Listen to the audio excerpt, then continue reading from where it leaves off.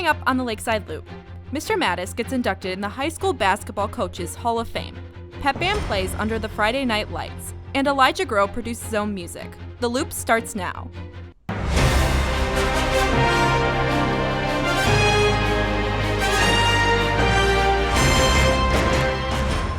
Welcome to the Lakeside Loop. I'm Natalie Pop. And I'm Juan Gulrud. Last Tuesday, Lakeside soccer teams competed against the Dells. Elizabeth Mellon is here with the story. Lakeside has had very exciting soccer games this season. Just last week, the Warriors played hard against tough competition.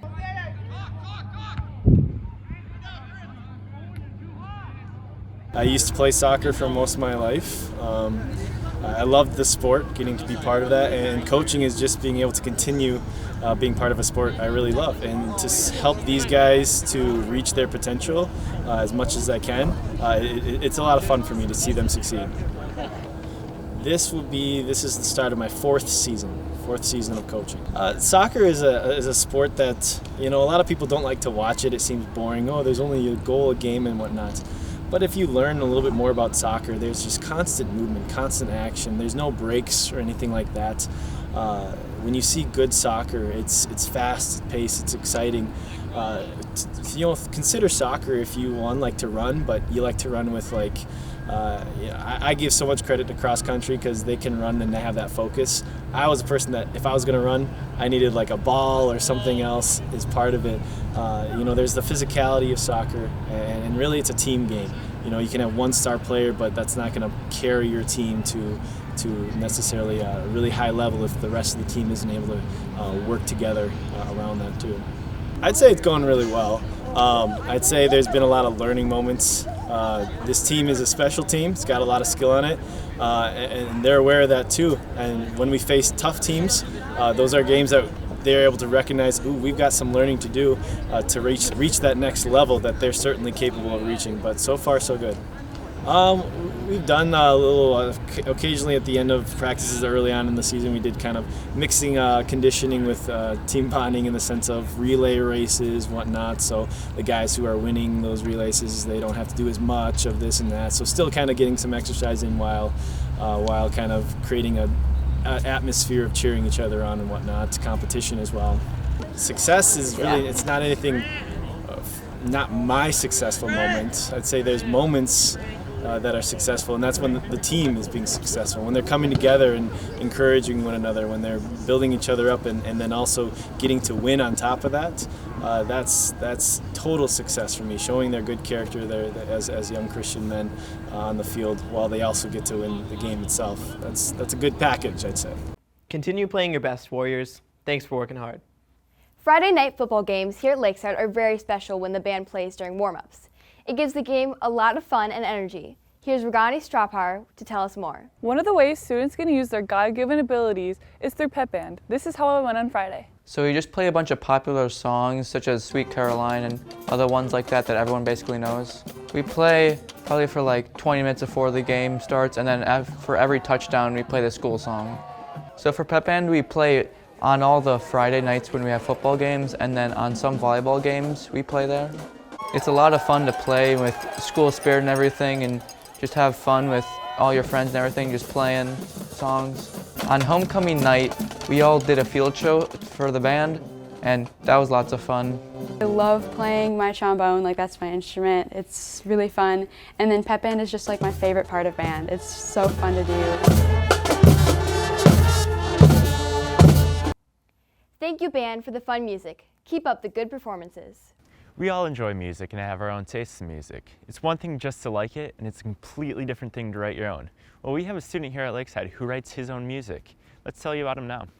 We can make this up. I know I'm in love. Just give me your heart. We could rise above. I'm at the point where I almost want to drop this, but if I let you... What got me interested into making music was probably where I grew up, really. So when I was in second grade, my family moved from Beaver Dam, which is a small-ish sort of town. We moved to Madison and Middleton area. And in a bigger city, there's going to be a larger music industry presence, and pretty close to when we moved there, it was already I had the influence of hip-hop in my life for the first time. And that moment for me was like, there's this this genre is so cool, and immediately I was just like, I love this. I want to do this. For a long time, that's been really important to try to get myself to a point where I can work in hip hop or just the music industry in general. What goes into making music for me specifically, since I make, people call it emo rap, I'm looking normally online for producers or just sound engineers that are willing to let me use beats, or I can buy beats from online. So after I find one I like, I'll take that beat, I'll pay for it, they'll sometimes producers will just give it to me because they've seen my work on SoundCloud before. And I take that beat and I make myself listen to that beat for 15 minutes. And I'm thinking through my head, what's a melody on this part of the track I like? Where do I want a chorus? Where do I want a verse? And I just diagram this all down on a paper, and then I start writing lyrics. So, and that process, the writing lyrics process takes up to like 2 hours sometimes. It doesn't take long for me because I write pretty simple stuff. So I write simpler music in that my rhyme schemes are a 3 or a 4 bar rhyme, so I either rhyme that exact same syllable 4 times in a row, or I'll go 1 rhyme, another syllable, and then that first one, and then the second one. So it's like a 1 and 3 rhyme and a 2 and 4 rhyme in a 4-bar scheme. So in my songs, that's just me venting, because sometimes I just have a lot of feelings that I want to put out in some way, and I don't want to bug anybody about that, so I just start writing lyrics about whatever bugged me that day, or unfortunately whoever bugged me that day sometimes. I have one EP of 7 songs released on there currently, and another single that was pretty recent. It was just kind of me like, here's a little teaser for my album I'm going to release next year. But for that EP, that took me a few months to make. It's like 21 minutes long, and probably the song I'm most proud of on there, the chorus I'm most proud of, probably is from Love is War. That one just sticks out to me typically. And then like a verse I'm super proud of, or Call Me. That's the 3rd song on the EP. So you can find me as my common nickname you'll hear me called around at school, Grow, all lowercase, no space in between. You'll find me there on SoundCloud. Yep, that's where you can find me. And my new EP is called Service Level Love. I'd love for you to check that out. And now, it's teacher time. Teacher time, teacher time, teacher time with Isaac Garcia. You're a sophomore. Can you help me with my geometry? Oh boy, I sure can't. But you know who can? Mrs. Tomfohrde. What color is math? I would say math is black and white because you've got like your right answers and your wrong answers. Lots of different ways to get there, but in the end, it's either right or wrong. Why did you choose math? I wasn't really that passionate about math until I got into my later high school years. It's just always something I've been good at. But I guess actually I wanted to be a preschool teacher for a long time until about my junior year of high school, and then my best friend said, you really are good at helping people with math. I think you should be a math teacher. And so here I am. When is the best day of the year? Christmas. Christmas is great. What is the best part of the classroom? I guess we'll just go with the nice interactive screen I have over here. Dogs or cats? Neither. I'm not really much of an animal person. What is your dream vacation? Probably some island somewhere for a few days of lots of beach time and just relaxing in the sun. What dish are you the best at making? I guess I'm kind of mediocre at most of them, but maybe lasagna. Lasagna sounds good. How do you remember the names of all your students? Yes, that one is one I'm still working on. Having to learn over 100 students' names and plus other people throughout the school has been pretty tough, but I'm getting there. What is the #1 rule in your classroom? Be on task, do your work, and put in the effort. I look for good effort. What do you like about Lakeside so far? So far, I really like the friendly staff. The students have been very friendly and respectful, and I like the fact that with a school this size, there are lots of opportunities for the kids to get involved in sports and clubs and all kinds of different activities. Wouldn't it be amazing if one of Lakeside's teachers became famous? I'm not talking about giving lots of homework kind of famous. I mean the kind of famous in which a teacher works really hard and an opportunity blessed from God. Mr. Matthies has done exactly that by winning a basketball state tournament in 2001. Here with the story is Ashlyn Jones. Lakeside just looking to run the clock out now. The 31st time in WIAA history that a team has won in its first appearance at the state tournament. The last time it happened in Division III, Amherst in 1999. In 2001, it's Lakeside Lutheran.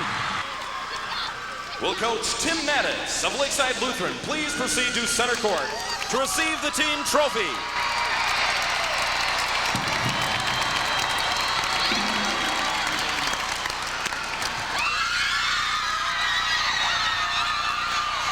Congratulations to both of these fine teams.